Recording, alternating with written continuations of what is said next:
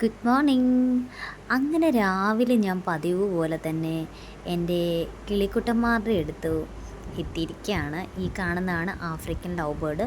അതിൻ്റെ അപ്പുറത്ത് അവരെ കിട്ടൂ മിട്ടു എന്ന് വിളിക്കും. പിന്നെ എൻ്റെ കിങ്ങിണി, പിന്നെ അപ്പുറത്തിരിക്കുന്നത് എൻ്റെ കാത്തു. കാത്തു ഇങ്ങനെ കളിച്ച് നടന്നുകൊണ്ടിരിക്കുകയാണ്. അപ്പോൾ ഇന്ന് രാവിലെ തന്നെ കുറച്ച് തുളസിയിലയും അതേപോലെ ക്യാബേജിൻ്റെ ലീഫും കിട്ടിയിട്ടുണ്ട്. അപ്പോൾ അത് ഞാൻ രണ്ട് പേർക്കും, അതായത് ഇപ്പുറത്തെ എൻ്റെ ലവ് ബേർഡ്സാണ് മൊത്തം അവർക്ക് വിട്ട് കൊടുത്തിരിക്കുകയാണ്. അപ്പം അവരത് മൊത്തം കൊത്തി പെറുക്കി തിന്നു. ഞാൻ ഈ ക്യാമും കൊണ്ട് ചെന്നത് അവർക്ക് ഭയങ്കര ഒരു ഡിസ്റ്റർബൻസായി. എങ്കിലും അവരുടെ ആ ഒരു സൗണ്ട് എന്നൊക്കെ പറയുന്നുണ്ടല്ലോ, നമുക്ക് സത്യം പറഞ്ഞാൽ ഒരു പോസിറ്റീവ് വൈബ് തന്നെയാണ് മോർണിംഗ്. ഇവരുടെ ഇടയ്ക്ക് കുറച്ച് നേരം സമയം ചിലവഴിക്കുക എന്ന് വെച്ച് കഴിഞ്ഞാൽ നല്ല ഒരു ഇതാണ് നമ്മൾക്ക് കിട്ടുന്നത്. അത് തന്നെയല്ല, അവരുടെ ആ ഒരു സംസാരവും അവരുടെ ആ ഒരു എന്തൊക്കെയോ ഒരു രഹസ്യം പറയുന്നത് പോലെയാണ്. സത്യം പറഞ്ഞാൽ ഇവരുടെ കൂടെ ഇരുന്ന് കഴിഞ്ഞാൽ നമുക്ക് സമയം പോകുന്നതേ അറിയത്തില്ല. പിന്നെ അങ്ങനെ വലിയ വഴക്കൊന്നുമില്ല. തീറ്റ കിട്ടണം, വെള്ളം കിട്ടണം, കാര്യങ്ങളൊക്കെ പെർഫെക്റ്റ് ആയാൽ അവരും ഓക്കെ, ഞാനും ഓക്കെ. പക്ഷെ രാവിലെ ഞാൻ എന്നും എണീറ്റ് ഇവരോട് കുറേ സമയം ചെന്നിരിക്കാറുണ്ട്. ഇപ്പുറത്തിരുന്ന് സംസാരിക്കുമ്പോൾ അവർ അപ്പുറത്തിരുന്ന് സൗണ്ട് ഉണ്ടാക്കും, അപ്പുറത്തിരുന്ന് സംസാരിക്കുമ്പോൾ ഇവർ ഇപ്പുറത്തിരുന്ന് സൗണ്ട് ഉണ്ടാക്കും.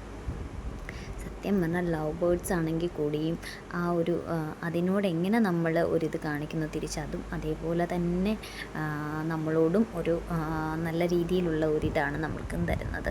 സത്യം പറഞ്ഞു കഴിഞ്ഞാൽ ഇതൊന്ന് തുറന്ന് അതിൻ്റെ അകത്തിൽ ഈ ക്യാമിട്ട് നിങ്ങളെ ഒന്ന് കാണിക്കണമെന്നുണ്ടായിരുന്നു.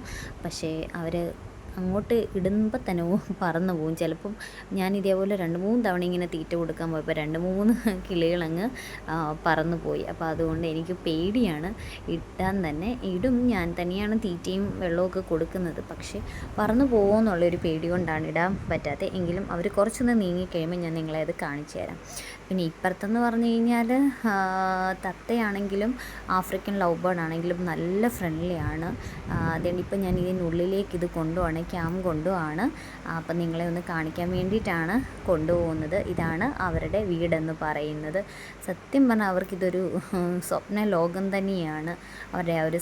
അവരുടെ ആ ഒരു സംസാരവും അവരുടെ ആ ഒരു കിളയും ഒക്കെ നമുക്കൊന്ന് കണ്ടു നിൽക്കാൻ തന്നെ ഒരു പോസിറ്റീവ് വൈബാണ്. പിന്നെ അവരെ അടച്ചിടുന്നതുകൊണ്ട് ഒരു വിഷമമുണ്ട്. പക്ഷേ നമ്മൾക്ക് ഇറക്കി വിടാൻ പറ്റത്തില്ലല്ലോ, അവരവരുടെ പാട്ടിന് പോവും. ഇതിനങ്ങനെ വലിയ ആയുസ്സുള്ളതല്ല ലവ് ബേർഡ് എന്ന് പറഞ്ഞാൽ. അധികം പറക്കാനും ഒന്നും അവർക്ക് സാധിക്കത്തില്ലല്ലോ, കാക്കയോ എല്ലാം കൊത്തത്തില്ല. പക്ഷേ ഇതിങ്ങനെ കൂട്ടിൽ കിടന്നൊരു സൗണ്ട് കേൾക്കുമ്പോൾ നമുക്കതൊരു സന്തോഷം തന്നെയാണ്. പിന്നെ ഇപ്പുറത്ത് അതുണ്ട്, മുട്ടയൊക്കെ കുറേ കുടത്തിലിട്ടിട്ടുണ്ട്. 5-8 മുട്ടയുണ്ട്. പക്ഷേ അതങ്ങോട്ട് വിരിച്ച് തരുന്നില്ല. എങ്കിലും അവരും ഹാപ്പി, ഞാനും ഹാപ്പി. അപ്പോൾ ഇതെല്ലാം ഒന്ന് നിങ്ങളെ കാണിക്കാമെന്ന് വിചാരിച്ചു. അപ്പം എന്നെ സബ്സ്ക്രൈബ് ചെയ്യുക, ഫോളോ ചെയ്യുക. Okay, thank you so much.